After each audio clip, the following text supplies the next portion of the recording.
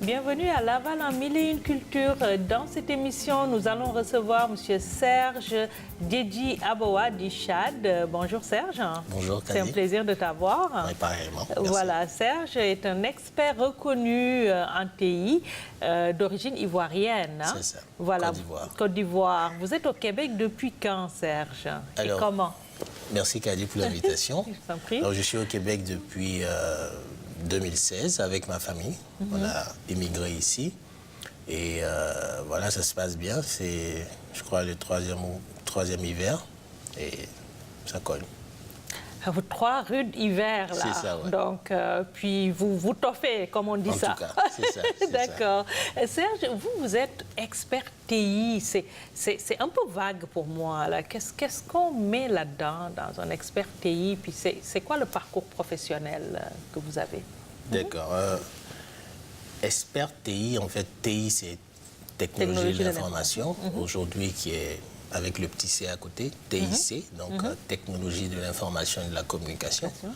Et expert, c'est vraiment quelqu'un qui a de l'expertise, tout naturellement, mais dans des spécialisations. Voilà, donc on recherche beaucoup plus les experts que des généralistes. Donc moi, je me suis spécialisé dans la grande famille de l'informatique. Je me suis spécialisé dans un domaine, donc j'ai développer mon expertise dans ce domaine. Donc, en tant qu'expert, entre guillemets, c'est vraiment un peu lourd à porter, mais à travers des certifications internationales, donc qui certifient la compétence, à la fois la connaissance, dans un domaine bien précis, on peut se dire qu'on a les éléments qu'il faut pour monter un projet, conduire un projet jusqu'à bon terme. Et puis voilà. Donc, d'où le thème d'expertise. Expertise en technologie de l'information. Donc, à la fois générale, mais ciblée. Ciblée, voilà. Ciblée. Donc, vous avez 15 années d'expertise quand même. C'est ça, dans le domaine des technologies de l'information. Oui. Voilà, vous me dites que vous êtes au Québec depuis 3 ans. Ça veut dire que les autres années, vous les avez passées en Côte d'Ivoire ou en Côte d'Ivoire, un peu partout dans le monde, parce que à la base, comme vous l'avez dit, je suis ingénieur système réseau télécom. Et pour la petite histoire, pour ce que je suis aujourd'hui en tant que spécialiste en formation, mais dans les TI, c'est que dans l'informatique, dans la grande famille informatique, il y a des spécialisations. Et ma spécialisation, c'est l'intégration de solutions. Donc, on développe des solutions, que ce soit matérielles ou logicielles. Et au milieu, entre les deux, entre le matériel et le logiciel, en anglais, hardware et software, on a le human world, donc c'est-à-dire l'utilisateur. Donc, quand nous allons dans des entreprises, dans des organisations où on conduit des projets, donc il y a le déploiement matériel, il y a également le déploiement logiciel. Mais quand nous développons un logiciel et qu'il faut apprendre aux utilisateurs à l'utiliser, il faut les former. C'est comme ça que pendant plus d'une dizaine d'années, je me suis retrouvé à former les utilisateurs, à former. Et j'ai développé mon expertise également dans la formation. Donc aujourd'hui, comme vous pouvez le voir, je suis Microsoft Certified Trainer, donc formateur certifié Microsoft. Mais toujours dans le domaine de l'informatique. Oui, et puis c'est vrai qu'il y a aussi, quand vous dites software, hardware, puis vous avez les humains au milieu, il y a aussi l'utilisateur. Il faut gérer la peur du changement. C'est ça. Qui est grand entre-temps. C'est quelque chose que vous prenez en charge aussi? Effectivement, parce que de plus en plus, parlant du monde qui va très vite en informatique, des utilisateurs qui sont un peu de la vieille école ont du mal à se retrouver. Aujourd'hui, on parle de Office, donc, qui est la suite bureautique de Microsoft. Donc, on parlait de Office 2003 il y a quelques années, ensuite 2010, 2007, 2010, 2013, 2016. Mais tout ça, tous ces changements, qu'est-ce que nous on fait? Est-ce que ce n'est pas la même application, ce n'est pas la même interface? Donc, il faut former les utilisateurs. Il faut les aider, n'est-ce pas, à intégrer ces nouveaux outils-là dans leur travail quotidien. Et comme on le voit de plus en plus, l'informatique n'est pas uniquement dans l'industrie technologique, mais ça s'applique aujourd'hui un peu partout, que ce soit en médecine, que ce soit dans l'éducation, que ce soit dans la finance, donc dans la banque, on a tout ça un peu partout. Donc, nous, on essaie d'aider les utilisateurs à mieux intégrer, mais surtout pour que la performance soit plus optimale. Voilà un peu ce qu'on fait. Oui, et puis on parle aussi beaucoup de l'intelligence artificielle. Hein? OK, donc est-ce que c'est quelque chose aussi qui vous intéresse? Est-ce qu'il y a un lien entre le travail que vous faites puis ce développement-là qui est très récent? C'est ça. Effectivement, à travers l'expertise que nous essayons de développer au fil des années, il faut dire qu'on ne peut pas s'isoler. Donc aujourd'hui, avec la réalité virtuelle, avec l'intelligence artificielle, c'est des choses qui commencent à être combinées dans presque tous les domaines d'activité dans lesquels on se retrouve. Donc pour vous donner un exemple, je suis formateur, donc je suis dans l'éducation, dans la formation. Je suis également Microsoft Certified Educator, donc éducateur certifié Microsoft. On aide les enseignants à intégrer le numérique dans l'éducation. Donc que ce soit par des tablettes, que ce soit par des ordinateurs de bureau ou des laptops, ou même la réalité virtuelle. Donc il y a un concept très intéressant qui est le concept de la classe inversée, qui fonctionne bien aujourd'hui. Et ça consiste simplement à préparer le cours ou la formation un peu plus en avant, avant de venir la présenter aux étudiants. Donc ça va permettre d'abord une facilité dans l'acquisition de la connaissance et de la compétence, parce qu'on ne découvre pas le cours, on ne découvre pas le concept qu'on va introduire le jour J, mais on aurait eu le temps de pouvoir faire des préparations. Donc l'enseignant, ce qu'il va faire, il va préparer ce qu'on appelle des ressources, donc du matériel, qu'il va mettre en ligne sur une plateforme. Les élèves ou étudiants vont se connecter. Si on parle par exemple de matériel, donc microarchitecture, on veut introduire après la carte mère, on veut parler des disques de stockage.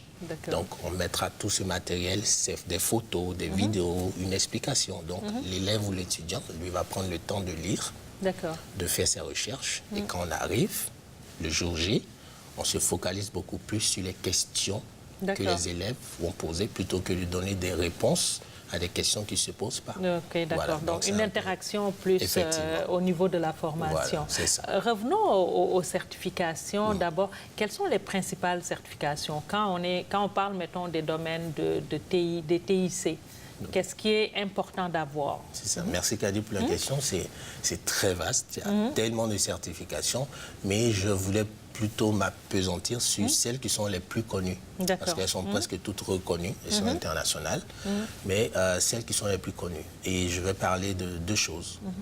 D'abord, les fabricants. En anglais, c'est les vendors ou les fournisseurs, donc tels que Microsoft, HP, Apple, etc.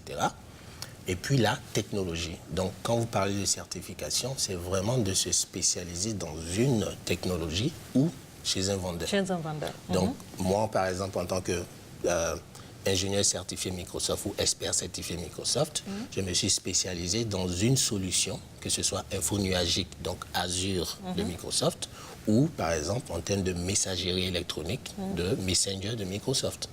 Donc, je me spécialise et je sais utiliser d'abord les applications ou les ressources qui sont fournies, mais je peux également travailler sur des projets. Pourquoi? Parce que j'ai fait la certification. Donc Microsoft certifie que ce monsieur ou cette dame a les capacités, donc la connaissance et la compétence pour conduire un projet de déploiement de telle ou telle solution. Donc c'est le cas par exemple de Cisco. Cisco c'est tout ce qui est une certification en réseau, donc télécommunication réseau. On a également Oracle, c'est en gestion de bases de données.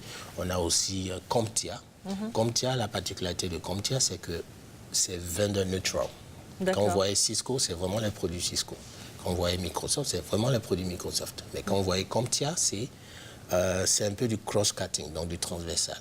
Donc, je peux faire une certification en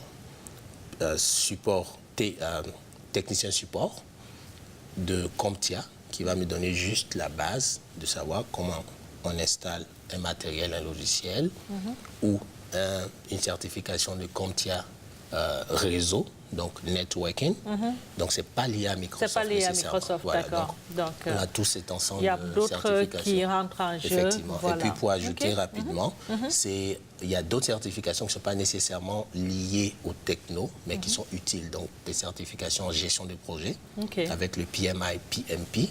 On a également des certifications qui sont aussi orientées gestion de projet, mais informatique, donc ITIL, COBIT, Lean Six Sigma, Prince2, par exemple. Voilà, pour il y en a ne une citer que flopée, là. Voilà, c'est ça. Voilà. Comment on arrive à avoir ces certifications? J'imagine qu'il y a un training qui se fait. Oui, bien sûr. Puis un examen qui coûte cher aussi. Plus un examen. C'est ça. Puis, et c'est quoi l'utilité pour une entreprise ou pour quelqu'un d'avoir cette certification-là? Est-ce que c'est quelque chose de nécessaire, d'absolument nécessaire? Je dirais oui. Je dirais oui. Juste pour donner l'exemple de... Quand vous avez de grands projets, donc par exemple de construction d'un pont, je me rappelle un peu de la construction du 3e pont chez nous, on a besoin d'une expertise qui est avérée. Et ça passe par la certification. Mais la certification, il y a des requis ou des prérequis. Donc pour pouvoir faire telle certification, nous avons besoin que l'individu ou la personne qui veut passer ces certifications ait au minimum 10 ans d'expérience dans tel ou tel domaine. Donc, vous voyez déjà qu'il y a l'expérience qui compte. Mais ensuite, quand vous faites la certification, ça confirme que vous avez cette compétence. Donc, pour une entreprise qui veut travailler au déploiement, par exemple, d'une grande structure multinationale qui veut passer d'une certaine plateforme à une autre plateforme, quand vous avez cette certification, ça veut dire que vous êtes capable de faire ça. Donc, cette entreprise va rechercher quelqu'un qui a l'accréditation du vendeur, donc si c'est Microsoft ou si c'est Cisco, pour dire oui, il peut le faire parce qu'il a passé un certain nombre de standards qui nous dit qu'il est capable de le faire. Donc sans la certification, pour certains organismes ou certaines entreprises, ça sera difficile de vous donner un marché où, voilà. Et personnellement, ça vous donne vraiment une meilleure vue, une meilleure compréhension on va dire, de la plateforme ou du produit sur lequel vous travaillez. On parle beaucoup de pénurie de main-d'œuvre dans ce domaine-là. Puis c'est peut-être aussi un domaine un peu difficile où il n'y a pas beaucoup de jeunes. Est-ce que vous contribuez à un programme qui amène les jeunes peut-être à s'intéresser plus au TI? Effectivement, puisque vous en parlez, ces derniers mois, je suis engagé avec Technocompétences, ici au Québec, à Montréal particulièrement, à aller dans les écoles secondaires pour partager mon expérience de spécialiste en TI. Et ça consiste vraiment à échanger avec les jeunes du secondaire, leur présenter notre métier, nos passions, ce qu'on aime faire, et leur expliquer un peu à quoi ressemble l'informatique. À quoi ressemble notre travail. Donc moi, en tant qu'ingénieur système réseau, qu'est-ce que je fais? En tant que spécialiste en sécurité, qu'est-ce que je fais? En tant que spécialiste en support technique, qu'est-ce que je fais? Donc ça leur permet d'avoir une meilleure approche, une meilleure vue. Donc ce n'est pas des choses virtuelles, même si on parle beaucoup de réalité virtuelle, mais c'est des choses réelles parce qu'ils voient quelqu'un qui se présente, avec qui ils parlent, ils échangent. Très souvent, ils sont intéressés par le salaire. Ben oui. Et c'est des métiers quand même assez bien rémunérés. Oui, parce que la moyenne, selon les dernières statistiques présentées par Technocompétences, c'est autour de 68 000. Mais avec le CITC, qui est le conseil d'éthique, c'est autour de 44 000. Mais la moyenne, c'est ça, 50 55 000. Voilà. On va finir sur quelque chose que vous avez dit, les passions. Je vois la table, je vois vos passions, c'est ça? C'est ça, mes passions. C'est ça, mes passions. La robotique, avec les petits robots, là, lui, c'est Mike. Lui, c'est Toupnik. D'accord. Et puis voilà, un petit hélicoptère, le VR, etc. Voilà. J'aime aussi la musique, je joue un peu au piano, à l'oreille. Je ne sais pas lire les notes, mais bon, voilà. Oui, mais avez-vous un projet, quelque chose qui vous tient à cœur pour conclure? Oui, en tout cas, merci pour ce temps. Nous avons un projet qu'on lancera en 2019, mais qui est déjà en train de mijoter. C'est Certimag, qui est un magazine qui va parler essentiellement des certifications internationales. Donc, que ce soit dans le domaine de la finance, que ce soit dans le domaine des ressources humaines, que ce soit dans le domaine de la gestion de projet ou même en techno. Voilà, donc ça sera une plateforme où tous ceux qui seraient intéressés à avoir beaucoup plus d'informations, les derniers outils, les dernières ressources, etc., pourront, n'est-ce pas, venir et puis trouver ces informations-là. Donc c'est un peu ça, notre next step. Next step. Merci beaucoup, Serge. Merci, Kadi. Puis bon succès. Nous allons maintenant passer à la chronique Culture, Tendance, Mode avec Myriam Matondo. Myriam, on dit quoi? Je vais vous parler du Cinéplex de Laval qui organise des saisons live. Cette fois-ci, la saison 2018-2019. En fait, qu'est-ce que c'est? C'est des émissions en direct ainsi que des rappels sur la scène métropolitaine dont 4 nouvelles productions et des réveils étoilés mettant en vedette les plus grands artistes du monde. C'est vrai que vous allez au cinéma puis vous allez en direct vivre un spectacle lyrique, par exemple. Ils présentent tous une excellente narration de grands chants et des valeurs de production extraordinaires. Pour toute information, centropolis.ca ou cinéplex.com. Dans cette seconde partie de l'émission, nous recevons nul autre que Mel Bué, poétesse, slameuse, écrivaine, une architecte des mots. Bonjour Mel. Bonjour Kadi. C'est un plaisir de te recevoir. Pareillement. Voilà. Alors, vous dites « J'écris mon histoire à l'encre de ma sève, grattant l'écorce en quête de vérité ». Oui. Quelle est l'histoire de Mel Bué? L'histoire de Mel Bué commence mal. Parce que je suis une petite fille abusée, désabusée, qui assiste et qui est victime à une violence extrême quand elle est petite. Les choses vont de mal en pis. À 15 ans, je décide de fuir le noyau familial, ce qui est complètement destructeur. Je me trouve un petit travail, une école en alternance. Finalement, j'ai 18 ans, on me renvoie chez moi après l'obtention de mon diplôme. Mais ça ne fonctionne pas. Avec ma mère, on a vraiment des liens délétères, ça ne fonctionne pas. Du coup, je vivote entre la rue, quelques amis qui peuvent m'héberger, me nourrir de temps en temps. Ça fait chaud au cœur. Et finalement, 10 ans plus tard, j'arrive au Québec, à Montréal, et les choses se passent très bien. D'accord. Donc, vous êtes française d'origine, donc cette partie de votre histoire que vous avez racontée se passe en France. Oui, tout à fait. Je suis née dans la région parisienne. Parisienne, voilà. Vous êtes arrivée au Québec en 2014. Exact. Voilà. Et comment ça s'est fait, le Québec? Pourquoi le Québec? Vous n'avez pas pensé aux pays voisinants, mettons la Suisse, la Belgique? Pourquoi le Québec? La France, c'est le pays qui m'a vu naître. En tant qu'individu, je veux dire.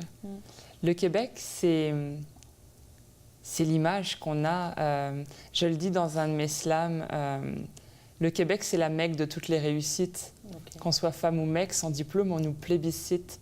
C'est vraiment ça. J'ai suivi les signes de la vie au départ, et on a rencontré un vieux monsieur, et puis ça s'est fait comme ça très rapidement. Mais c'est surtout ça, c'est de se dire, à Montréal, c'est une ville multiculturelle, et l'art y est fort présent. Et je me suis dit, s'il y a quelque chose à faire quelque part, je pense que c'est à Montréal que ça se passera. D'accord. Puis, parlant de slam, comment vous êtes venue au slam? Mais la poésie a toujours fait partie de ma vie. Et le slam étant une branche de la poésie, c'est venu naturellement. La petite anecdote très drôle, c'est que en décembre 2015, je voulais aller lire un poème lors d'un micro ouvert. Je me suis inscrite. Ce que je ne savais pas, c'est que j'arrivais à la Ligue officielle de slam. Donc j'étais en compétition en fait, avec des personnes qui slamaient depuis 5, 10, 15 ans. Et là, j'étais « waouh, comment est-ce que je vais m'en sortir ?» Mais finalement, outre le fait que je me suis lamentablement plantée la première fois parce que j'étais pleine de stress, il y a eu ce moment magique où j'ai découvert le slam québécois, qui est fondamentalement différent dans le rythme de celui de Grand Corps Malade qu'on connaît tous bien. Et ça a été très inspirant. Donc mon premier slam a été écrit en réponse en fait à un des slameurs présents ce jour-là. D'accord. Et quand vous dites que le slam de Grand Corps Malade, qui est un slam français, est différent du slam québécois, c'est quoi cette différence? Et vous vous situez où? Êtes-vous dans le slam québécois ou français? Je dirais Alors, le slam de Grand Corps Malade, comme on le sait, est assez linéaire dans la manière de le déclamer. Et au Québec, j'ai pas cette impression du tout. L'émotion est au rendez-vous. Le slam, c'est vraiment une poésie qui est déclamée de manière saccadée. Donc, il y a vraiment ça. Il y a ce rythme qui est mis en avant. Il y a cette pulsion émotive constamment sur scène. Et je pense que c'est ce qui distingue beaucoup le slam qu'on trouve en France du slam qu'on trouve à Montréal, notamment au Québec. D'accord. Donc, vous dites que c'est une poésie rythmée. Est-ce que c'est juste ça, le slam? Est-ce que c'est une poésie rythmée, tout simplement ou... Ben, le slam, en soi, n'est pas une poésie. Le slam est une rencontre poétique. Le slam, le slam, au départ, c'est slam poetry. Donc, ça a été inventé par Mark Ellis Smith il y a déjà quelques décennies à Chicago. Il s'ennuyait profondément, apparemment, devant les lectures de poésie. Et il décide un jour de mettre un jury dérisoire et de leur demander, même s'ils ne connaissent rien en poésie, de répondre par des notes à l'émotion ressentie. Donc, finalement, ce qu'on appelle un slam réellement, c'est cette joute qui existe seulement à travers la compétition, mais amicale, c'est quelque chose de très dérisoire, mais où l'émotion doit toujours être présente. C'est vraiment ça qui est mis en avant. OK, donc en dehors de la mécanique, puis de la rythmique, c'est vraiment l'émotion qui est ressentie. Puis quelles sont les valeurs, en fait, prônées dans le slam? Parce qu'on se rend compte un peu que c'est quand même revendicateur, hein? Je pense que les personnes qui ont commencé à écrire du spoken word avaient quelque chose à dire. Ça, c'est sans aucun doute. Mais après, je pense que c'est relatif à chacun. On se raconte tous plus ou moins à travers nos textes, mais il y a énormément de fiction aussi pour certains. Moi, je sais que personnellement, le slam que j'écris fait toujours référence, c'est un écho constant à mon existence. Parce que le but, c'est que ma vie, je l'espère, inspire les gens qui sont dans le gouffre et qui aimeraient s'en sortir. Mais après, c'est propre à chacun. Je pense qu'on peut même fêter en slam. Oui, on peut célébrer en slam. Sans aucun doute. Voilà. Vous êtes aussi auteur de livres de poésie. Oui, tout à fait. Voilà. Est-ce que c'est juste vos slams que vous reprenez ou on peut découvrir d'autres écrits dans vos livres? Alors, j'ai 2 autoproductions à date. Un qui s'appelle Slam Inspire, qui est clairement un livre de spoken word, et l'autre qui s'appelle Paroles hors de cage, qui mélange vraiment des poèmes, libres ou pas d'ailleurs, et du spoken word. Il y a même des citations connues dedans, où je cite les auteurs, bien sûr, à l'intérieur, pour faire écho, parce que je ne veux pas me limiter à la poésie. Je pense qu'un auteur peut tout écrire. Et d'ailleurs, je suis en train d'écrire un roman, comme quoi il n'y a pas de, limite, il y a pas de cloisonnement. Donc, vous êtes au Québec depuis 4 ans, hein, donc originaire de la France. Oui, c'est ça. Donc, à vous entendre, vous vous êtes trouvé là où vous voulez faire votre vie, ou vous pensez bouger encore? Êtes-vous comme une nomade qui pense quitter un jour le Québec? Ça, c'est une bonne question. Je pense que je vais reprendre un peu ce que je disais tantôt. La France a vu naître mon individu. Le Québec, lui, assiste à l'éclosion de l'artiste. Une partie de mon cœur est au Québec et je pense que j'y vivrai très longtemps. Malgré tout, j'ai l'âme qui voyage. J'ai besoin de connaître les cultures. J'ai besoin de m'en nourrir pour pouvoir après nourrir mon inspiration. On n'est jamais à l'abri de quelques voyages. Et pour finir, Mel, est-ce que vous vous voyez dans 15 ans, 10 ans faire encore du slam? Vous savez, on est avec la poésie dans le cœur. Alors, peu importe ce qui se passera dans 10, 15 ou 20 ans, il y aura toujours une marque poétique dans ce que je ferai. Parce que ça m'habite. D'accord. Puis Mel, ça doit être tout un défi d'être une femme, d'être slameuse aussi. Quels sont les défis, les difficultés que vous voyez dans ce milieu-là? Alors c'est très drôle que tu parles de ça parce que dans le milieu du slam, il y a énormément d'hommes, effectivement. Mais il y a quelques femmes et ça ajoute une touche, un je ne sais quoi de différent. Mais les femmes sont très bien acceptées dans ce milieu. Il n'y a pas de discrimination homme-femme, c'est vraiment le genre humain qui est mis en avant et pas forcément le genre de sexe. De sexe. Ouais. Puis, avez-vous un projet, quelque chose à partager récemment, quelque chose en préparation aussi? Oui, alors depuis récemment, depuis en fait le 5 septembre 2018, j'ai ouvert un podcast qui s'appelle Slam Poésie, le podcast. Et je l'anime dans le but de faire connaître le slam au plus grand nombre, mais aussi pour faire connaître les slameurs et les slameuses. Parce que chacun a un univers très différent. Et je trouve ça passionnant et je pense qu'on gagne à mieux le connaître. D'ailleurs, le 5 décembre dernier, c'est Ivy, notre maestro montréalais. C'est aussi la personne qui a ramené le slam au Québec il y a déjà 12 ans. On entame la 13e année. Et c'est lui voilà, qui nous raconte un petit peu tout ça et son parcours. Et je trouve ça fascinant. Hein. J'espère que ça fascine au moins la moitié du monde qui l'écoute. Voilà, donc un podcast qu'on peut suivre sur votre page sur web. Mon site, melbuet.com, oui. Merci beaucoup, Mel. Avec grand plaisir, Kadi. On va se quitter sur un de vos slams qui s'appelle Mon Moi. Oui. Voilà. Merci à vous qui nous suivez, puis on vous dit à la semaine prochaine. Mens-moi. Je ne veux pas savoir où tu t'en vas, dans quel bras tu t'égares, le nom des bars où tu m'oublies. Mens-moi, comme ce passant aux lèvres satisfaites qui affiche un bonheur qu'il n'a jamais rencontré. Mens-moi, comme cet homme si jovial entre amis qui le soir venu ferme sa porte à double tour pour mettre les poings sur les petits. Mens-moi, comme cet ado de 15 ans qui peint ses yeux au crayon noir pour cacher à son fils qu'il est le fruit de l'inceste. Mens-moi, je me fiche de tes états d'âme, de ton désir d'être transparent. Je veux lire sur ton visage à quel point tu es content d'être près de moi. Mens-moi, je t'en supplie, mens-moi, comme l'été promet la mer, comme la flamèche sur la chandelle, comme l'araignée du soir et du matin. Mens-moi quand tu pars avec elle et que tu oublies de rentrer sans son odeur, quand tu me froisses entre tes mains et que tu embrasses son corps sur le mien. Mens-moi, je te dis, je ne veux plus de promesses en l'air, je veux des mensonges que tu tiendras. Après tout, n'est-ce pas ce qu'on cherche tous? La promesse des actes brandis sur l'étendard de la parole.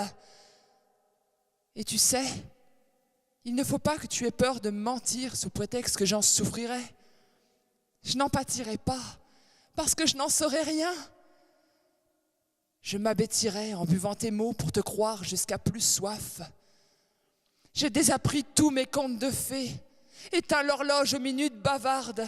J'ai accroché l'amour à mes paupières pour que tu élises nos jours heureux.